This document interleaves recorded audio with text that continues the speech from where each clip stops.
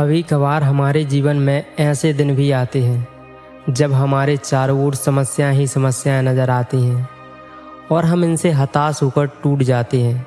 हम इतने परेशान हो जाते हैं कि मरना हमें ज़िंदगी जीने से ज़्यादा आसान लगने लगता है कि मेरा जीवन ही इन सभी समस्याओं की जड़ है, इसे ही समाप्त कर देना चाहिए। अगर आप भी अपने जीवन में ऐसे ही बुरे दिनों से गुजर रहे हैं तो इस कहानी को अंत तक ज़रूर सुनिएगा। ये कहानी एक ऐसे छोटे से लड़के की है जो अपनी लाइफ में बहुत बड़ा इंसान बनना चाहता था। उसका सपना था कि मैं शहर का सबसे अमीर इंसान बनूं और उसने अपने इसी सपने को पूरा करने के लिए एक कंपनी खोली। उस कंपनी ने बहुत कम समय में बहुत ज़्यादा प्रॉफिट कमाया, जिससे कुछ ही सालों में वो बन गया उस शहर का सबसे अमीर इंसान। लेकिन वो कहते हैं ना कि हर बड़ी कामयाबी में कुछ ना कुछ फेलियर तो आते ही हैं। उस लड़के की ज़िंदगी में भी फेलियर आने शुरू हो गए। उसकी कंपनी लॉस में जाने लगी और लॉस धीरे धीरे इतना बढ़ गया कि उसे वो कंपनी बंद करनी पड़ी। उस टाइम तक उस पर लाखों का कर्जा आ चुका था। उसका माइंड पूरी तरह से डिप्रेशन में चला गया और उसने अपने आप को एक कमरे में बंद कर लिया। उसके घर पर डेली कोई ना कोई आता और अपना कर्ज मांगता।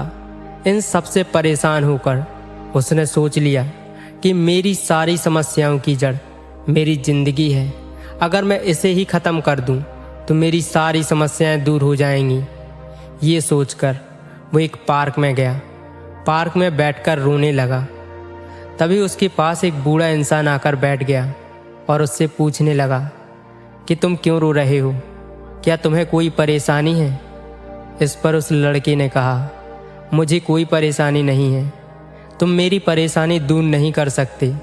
तुम यहाँ से जाओ, मेरा टाइम ख़राब मत करो।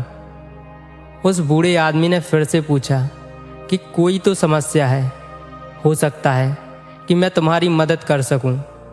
उस लड़के ने कहा, मुझे 10 लाख रुपए चाहिए, तुम दे सकते हो?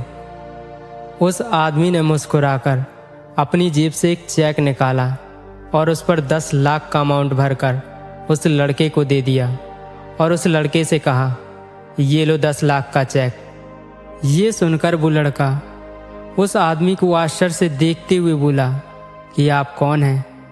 उस आदमी ने कहा, मैं शहर का सबसे अमीर आदमी हूँ। वो लड़का खुशी से झूम उठा और उन दोनों ने फैसला किया कि ठीक 1 साल बाद वो दोनों वहाँ फिर आएंगे और वो लड़का उस आदमी को 10 लाख रुपए लौटा देगा। वो लड़का घर गया। उसने उस चेक को निकाला और देखता रहा और अंदर ही अंदर सोच रहा था कि एक ऐसा इंसान जिसे मैं आज से पहले कभी नहीं मिला, जो मुझे जानता तक नहीं, उसने मुझ पर भरोसा करके 10 लाख का चेक दे दिया। जब वो इंसान मुझे ना जानकर भी मुझ पर भरोसा कर सकता है तो मैं खुद को जानने के बावजूद खुद पर विश्वास क्यों नहीं कर सकता? उस लड़के ने उस चेक को संभाल के रख लिया और सोच लिया कि मैं अपनी लाइफ में जो भी करूँगा अपने दम पर करूँगा। इस चेक का यूज़ मैं अपनी लाइफ में कभी नहीं करूँगा। और पूरे विश्वास के साथ उसने फिर से काम शुरू कर दिया और कुछ ही महीनों में उसने अपना सारा कर्जा उतार दिया और फिर से एक कंपनी खड़ी कर ली। और अब वो उस दिन का इंतज़ार करने लगा जिस दिन उसे उस बूढ़े आदमी से मिलना था। ठीक 1 साल बाद वो फिर से उसी पार्क में जाता है और उस बूढ़े आदमी का इंतज़ार करता है। वो देखता है कि वह बूढ़ा इंसान सामने से आ रहा है।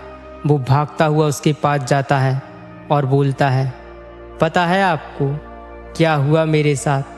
मैंने बहुत मेहनत की, सारा कर्जा उतार लिया और मैंने आपका चेक भंजाया तक नहीं।